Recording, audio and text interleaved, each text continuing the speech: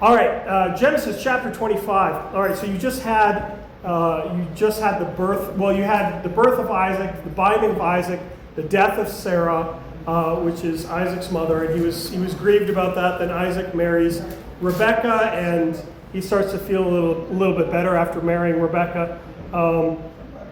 And then let me see. That was the last.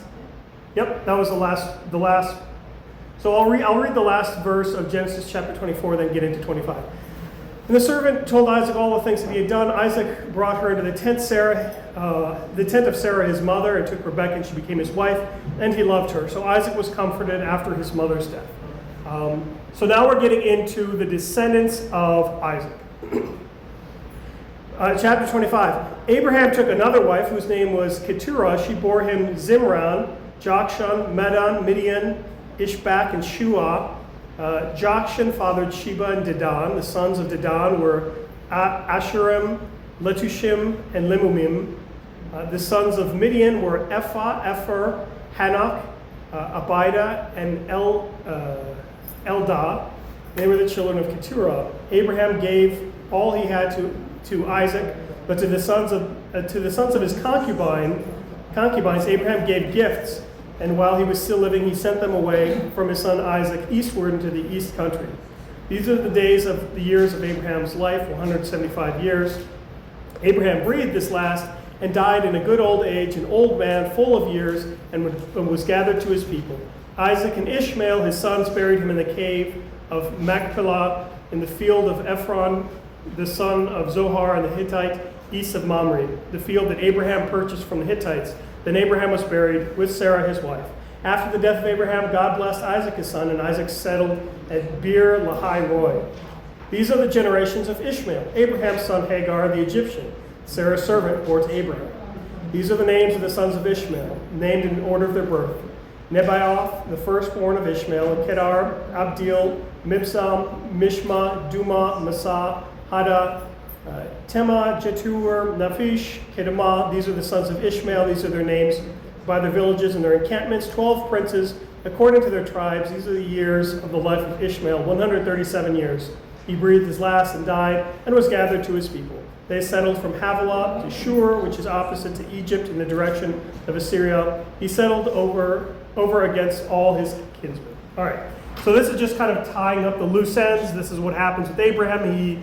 I guess he married, I don't know, it's kind of unclear because it talks about the kids of his concubines.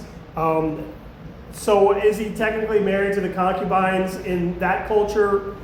It's kind of a gray area. So this is why it talks about, it says wives, and his wife, and then he takes another wife, and then it talks about the kids of his concubines and stuff. You'll notice never in all of this does God ever once say it's a good thing for Abraham to have concubines.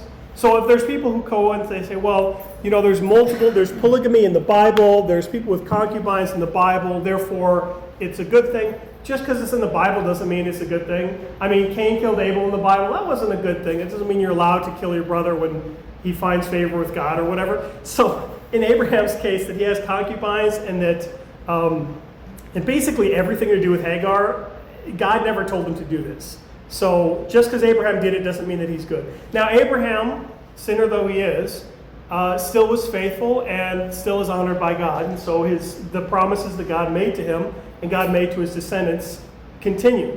So it isn't because Abraham was a sinful, imperfect person that God took away his promises. God makes promises, God keeps promises, even when the people are sometimes undeserving. So anyways, that section is just going to be the genealogy. The next section is probably going to be dealing with characters that you definitely are familiar with, although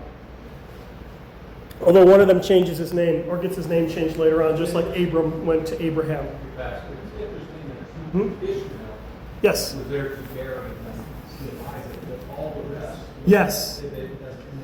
Yeah, there's kind of Abraham does play favorites a little bit with his descendants. So Ishmael is his firstborn, though technically not to his wife, to the servant of his wife, which is its own sort of drama. So Abraham likes Ishmael, Sarah hates Ishmael, Sarah hates Hagar, and God does give a promise to Hagar and Ishmael, but they don't get the same blessing as Isaac. So yeah, The two big families are going to be Isaac's family and Ishmael's family. The other ones that come later on after Sarah dies, they're kind of lesser. I think you might see some interactions with some of their descendants. But if you look at Ishmael's descendants, they all turn into these big tribes that Israel is at war with for years and years. So Islam, their statement is that they are descendants of Israel. that's right. So according to Islam, not only do they count Ishmael as their father, but they say that the promise is through Ishmael, not through Isaac. So that's kind of a distinction there. But yeah, so the Ishmaelites war with the Israelites in perpetuity.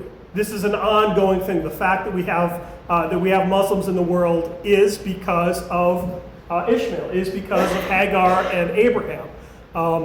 Who could say what the world would be like if Abraham had not done that? But the actions. That's not quite correct. Right, because Islam was 600 AD. Right. Just, they were always promised to be at war with each other. Right. But to follow a false religion wasn't part of the promise. Right. So it isn't. Yeah. So it's like making a distinction between the Arabs and the Muslims. Right. So the Arabs, what we refer to as the Arabs, that's a really clunky term. Those would basically be the genetic descendants of Ishmael. And not every Arab is Muslim. There's lots of Christian Arabs. There's lots of different groups or whatever. But generally, the religion, the false religion of Islam, which comes around in around 600 AD, 600 something AD by Muhammad, these people are referred to for a while in history as the Ishmaelites, or the Mohammedans. If you read C.S. Lewis, or even if you read the early American founding fathers, I think it refers to the Ishmaelites or the Mohammedans or whatever. The term Muslim kind of comes up later. But the connection is made that through the Arabic people, a false religion develops, just like through the descendants of Israel, through the Hebrews, false religions of Judaism develop. It's not that Judaism is halfway to Christianity. It's that the Judaisms that deny Christ, they are a false religion. They are different. They are just as much off the mark as Islam is off the mark. So the result of these, so again, yeah, genetically, what would the world be like if the descendants of Ishmael hadn't existed? Presumably there wouldn't be an Arabic people. What would that mean in terms of would Islam exist? Or it's complicated, but generally, historically, the connection is made between Islam that comes around in 600 AD and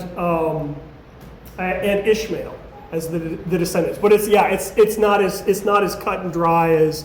And then Ishmael bore Muhammad, and Muhammad created the religion in 2000 BC or whenever this was BC. But yeah, you're absolutely right. It's not. There's a connection there, and historically people have made this connection. But it's not that every Arab is Muslim. It's not that. Anyways. That being said, even in that case, even without Islam, you see the descendants of Ishmael turn into these great tribes. A lot of the ites, I think it's like the Amorites, the Jebusites, the Perizzites, and stuff like that. You'll see a lot of Ishmael's children develop into these. And we'll see real quick with Jacob and Esau that Esau's descendants, I believe it's the Ebionites, those are the ones that come from that, and Israel has problems with them too. So the descendants of Israel constantly make enemies, usually, well, not always, but usually it's enemies with people who are related to them. If you go far, ultimately, if you go far enough back, you've got the Egyptians and the Babylonians and stuff like that. But a lot of the ites, those are people related to the Israelites more closely. All right, chapter 25, verse 19. These are the generations of Isaac, Abraham's son. Abraham fathered Isaac, and Isaac was 40 years old when he took Rebekah, the daughter of Bethuel, the Aramean of Padan Aram, the sister of Laban the Aramean, to be his wife. And Isaac prayed to the Lord for his wife because she was barren. And the Lord granted his prayer. Rebekah, his wife, conceived. All right, I'm going to pause right there real quick. So Rebekah was barren. Sarah was barren. This is a constant recurring theme to pay attention to in the Bible, that you have people who are not supposed to give birth naturally, like the Virgin Mary giving birth, or like, who else was it? There's a couple of other people, but basically barrenness, some people would see it as kind of a curse, but really barrenness, God often uses this inability to have children as a way of stepping in and saying, look, God is powerful enough to overcome the natural limitations, the biological limitations of a person. So through prayer, this is how, so Isaac prays to the Lord for his wife because she was barren. The Lord granted his prayer, and Rebekah, his wife, conceived. Thanks be to God. The children struggled, okay, this is fun. The children struggled together within her, and she said, if it is thus, why is this happening to me? She went to inquire of the Lord, and the Lord said to her, 2 nations are in your womb, 2 peoples from within you shall be divided. The one shall be stronger than the other, the older shall serve the younger. Interesting. So you've got the kids fighting in the womb. They're already pulling each other's, well, they wouldn't have hair, pulling each other's noses. Verse 24, when her days to give birth were completed, behold, there were twins in her womb. The first came out red, his body like a hairy cloak. So they called his name Esau. Afterward, his brother came out with his hand holding Esau's heel. So his name was called Jacob. Isaac was 60 years old when she bore them. When the boys grew up, Esau was a skillful hunter, a man of the field, while Jacob was a quiet man dwelling in tents. Isaac loved Esau because he ate of his game, but Rebekah loved Jacob. What a true family dynamic. Oh, my beloved Esau, my firstborn, my burly son, my manly son. And then there's that twerp Jacob. And they call him Jacob because he's heel grabber is what they're calling him. And heel grabber, it's not a nice term. Basically, it's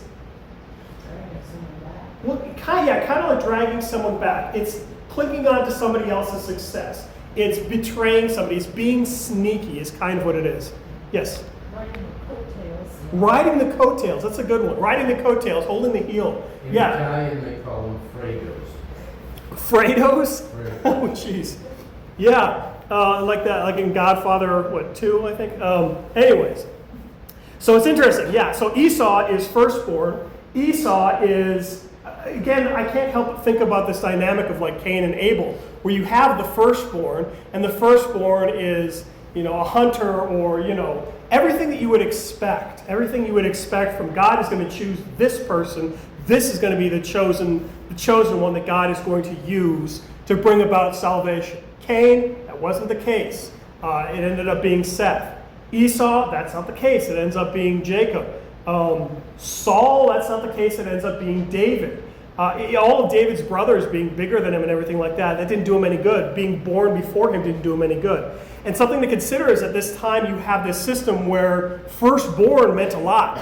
You give your inheritance basically, or the primary portion to your firstborn son. If somebody's going to carry on the family name, presumably it's going to be the firstborn, and then it kind of rolls downhill. So if you're the lastborn, you get the scraps, the hand-me-downs, and stuff like that. So what God does is God has his own order, and in spite of the human order, the way that humans generally did things. So again, Isaac even favors Esau. So Isaac, the patriarch's favorite person is Esau. The firstborn is Esau. The stronger is Esau. Everything points to Esau being the one who's going to take the promise. Jacob, the conniving little heel grabber, it's not going to be him. Nobody's going to count on him carrying on the promise.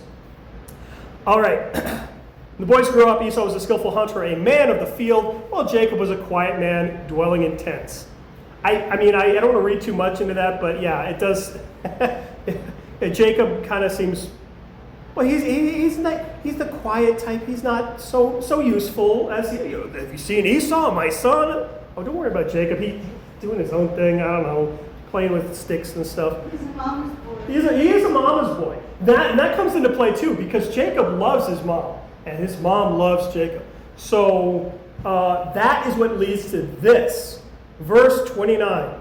Once while Jacob was cooking stew, Esau came in from the field and was exhausted. And Esau said to Jacob, "Let me eat some of that red stew, for I am exhausted." Therefore his name was called Edom. It's like, let me have some of that stew. Therefore, his name was called Campbell's Chicken Noodle. Like, I don't know. I think we should still do that. Jacob said, sell me your birthright now. Esau said, I am about to die, so what use is a birthright to me? Jacob said, swear to me now. So he swore to him, and he sold his birthright to Jacob. Then Jacob gave Esau the bread and lentil stew, and he ate and drank and rose and went on his way. Thus Esau despised his birthright. This is interesting. So it said he sold his birthright. It didn't say he hated his birthright.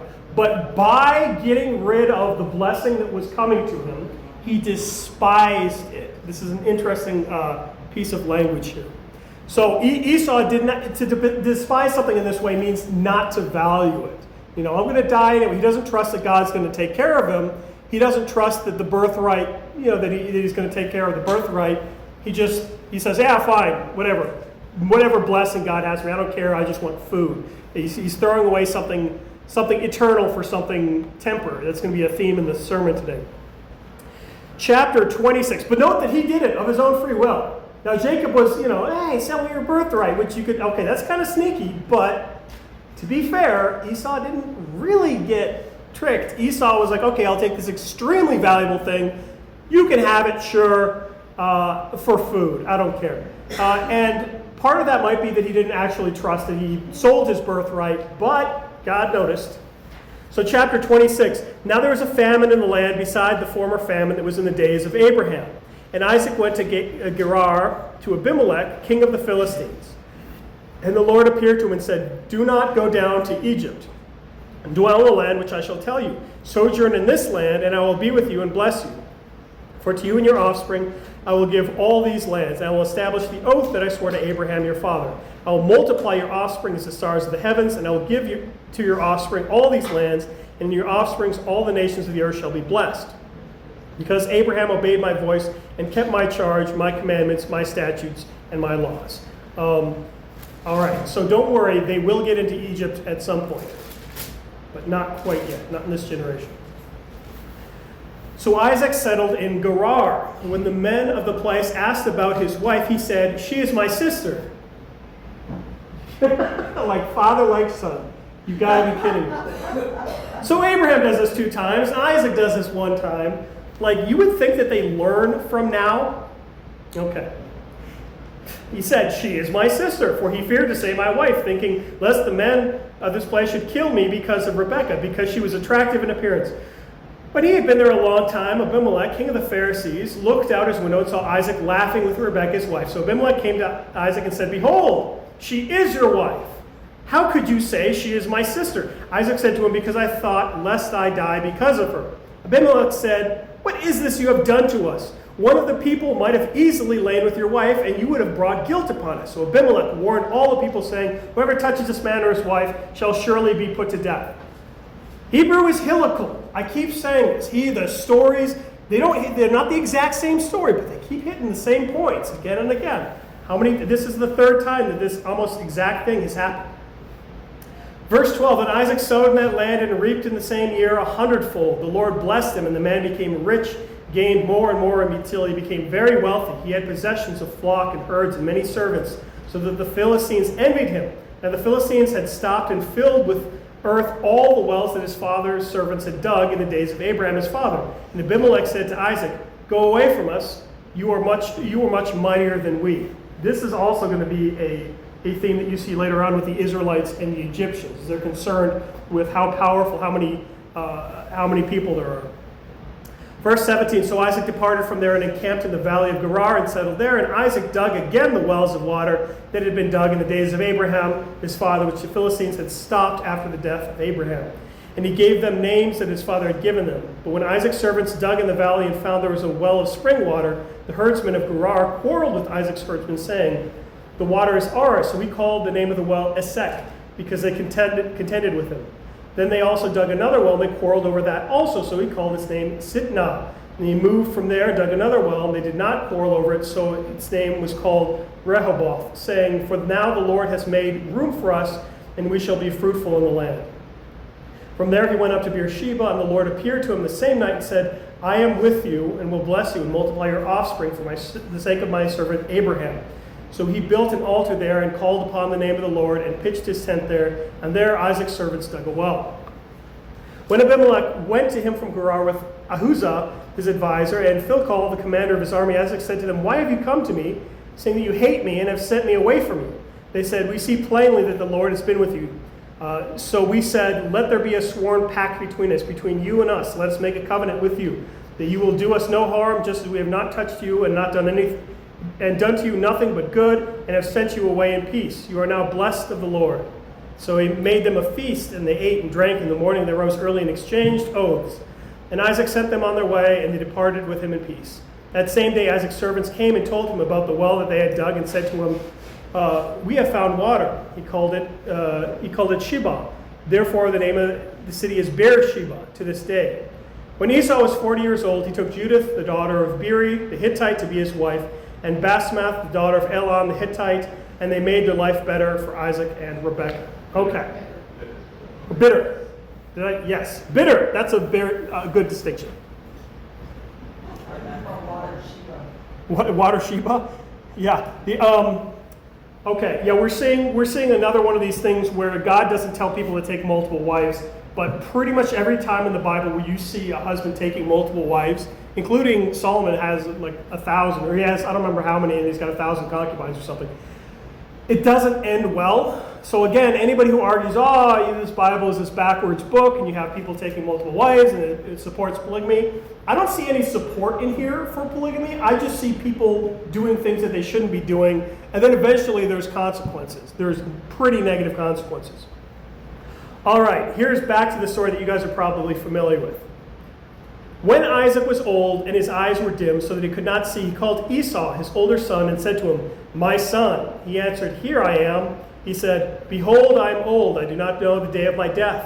Now then, take your weapons and your quiver and your bow and go out to the fields and hunt and gather for me and prepare for me delicious food, such as I love, and bring it to me so that I may eat, that my soul may bless you before I die." Isaac is such a gourmand.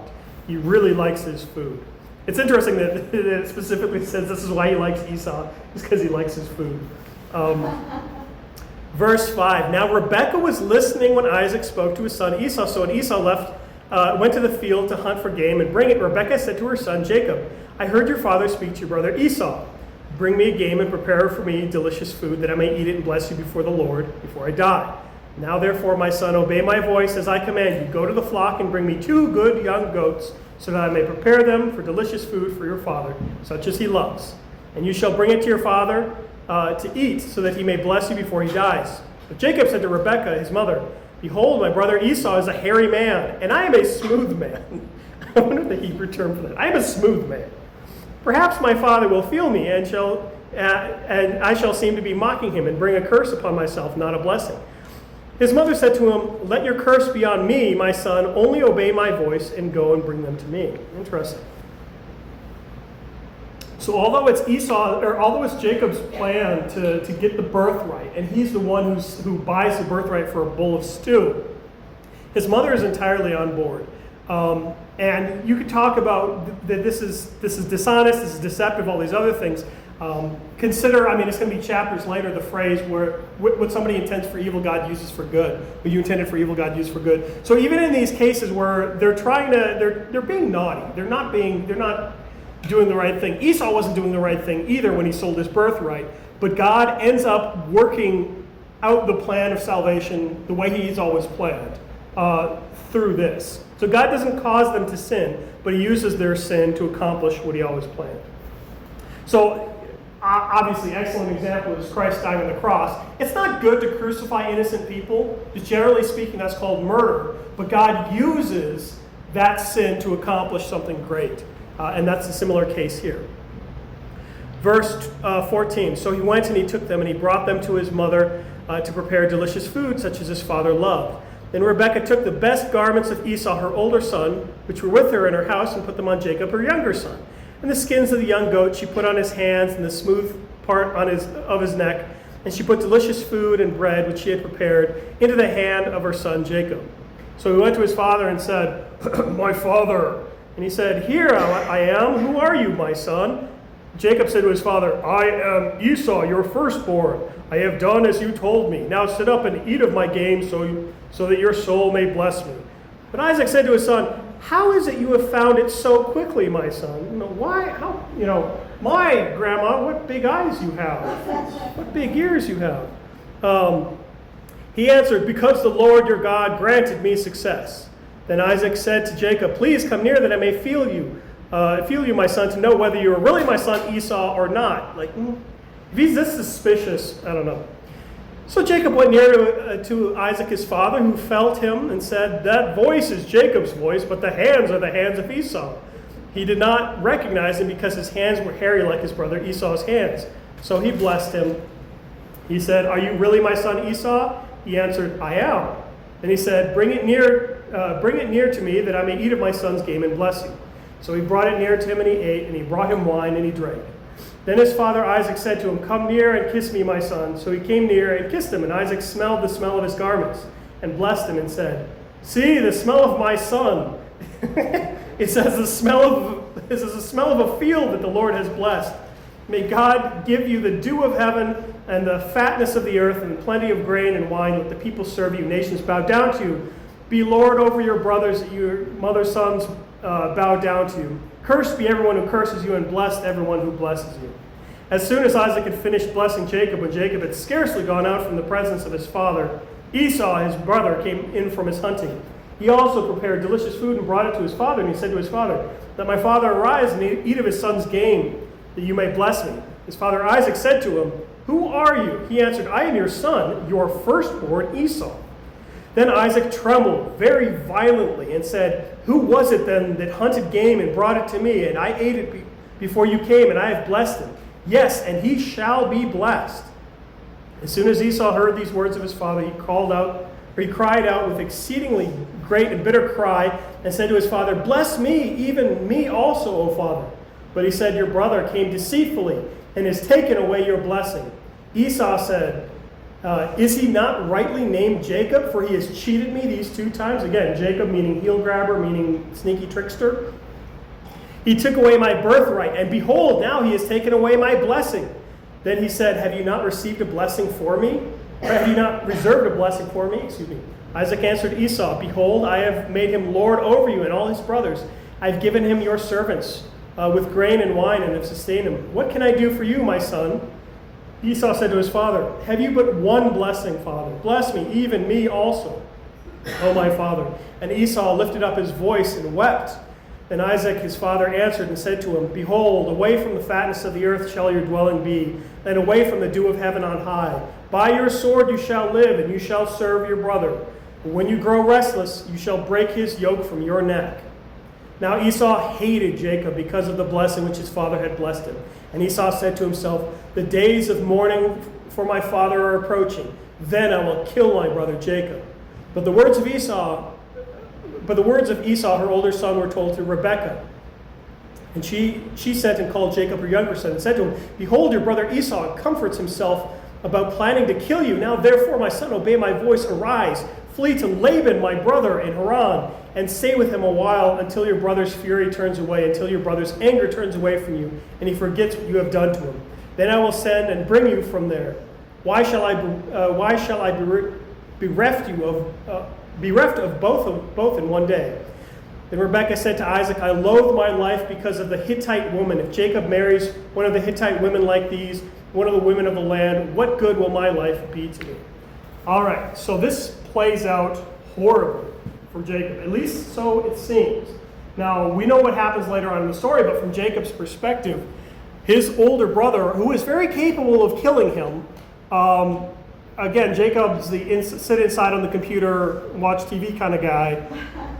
Smooth skin? What do they call him? My smooth skin son or something like that? He is, yes. So he has every right to be terrified. And who knows? Esau like specifically says he's going to kill Jacob. So Jacob runs off. Now you remember Laban's been mentioned a couple times before, and this is really the part of the story where Laban kind of he plays a bigger part here. Also keep in mind, remember that Esau had already married, 2 women so far at least? Esau was 40 years. He took Judith, the Hittite, and Basemath, another Hittite. So Rebecca is really saying, like, man, these Hittite women that Esau keeps marrying are making my life miserable. I really, really hope that Jacob doesn't marry a Hittite woman. All right, chapter 28. Then Isaac called Jacob and blessed him and directed him, you must not take a wife from the Canaanite women. Arise and go to Padan Aram, the house of Bethuel, your mother's father, and take as your wife from there one of the daughters of Laban, your mother's brother. God Almighty bless you and make you fruitful and multiply you, that you may be a company of peoples. May he give the blessing of Abraham to you and to your offspring with you, that you may take possession of the land of your sojournings that God gave to Abraham. Thus Isaac sent Jacob away, and he went to Padan Aram to Laban, the son of Bethuel, the Aramean, the brother of Rebekah, Jacob and Esau's mother. Okay, so this is a real person. It gives you the genealogy just to show you who's who. It might be easier to kind of have a chart to check these things off.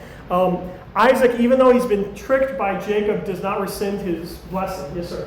I just think that Jacob gets his comeuppance with his dealings with Laban. Yeah, Jacob doesn't get off scot-free. Now, a lot of times it takes a while for God's justice to kind of work. Or God is kind of working justice in his own time, is what I mean to say. Jacob doesn't get off scot-free. Jacob did some bad stuff, but he does still receive the blessing from Abraham. The blessing stays intact. And it's interesting, Isaac. Even though Isaac was deceived, he doesn't go back on his word. The blessing that he gives is not something that he takes back. And in a similar way, the blessing that God gives to you, to his people, to the believers, even if you are a sinner, for example, the blessing doesn't get taken away. Now, God the Father was not deceived, but there is a parallel here in the way that we receive the blessing of the Father through putting on Christ. The Bible talks about in baptism, you have put on Christ, like a garment, it talks about.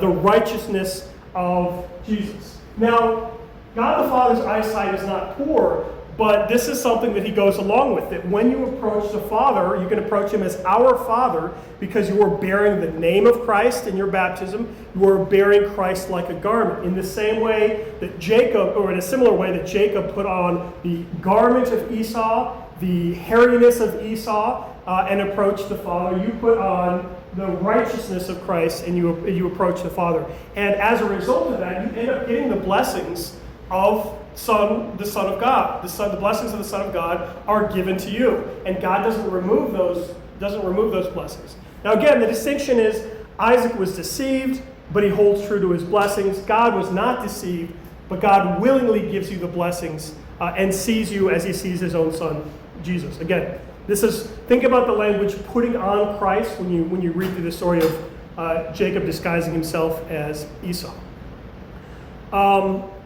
All right, actually, this is a good chapter tonight. Let's end it there. We can do chapter 28 the next time, maybe, because Jacob has fun with Laban, or rather, Laban has fun with Jacob.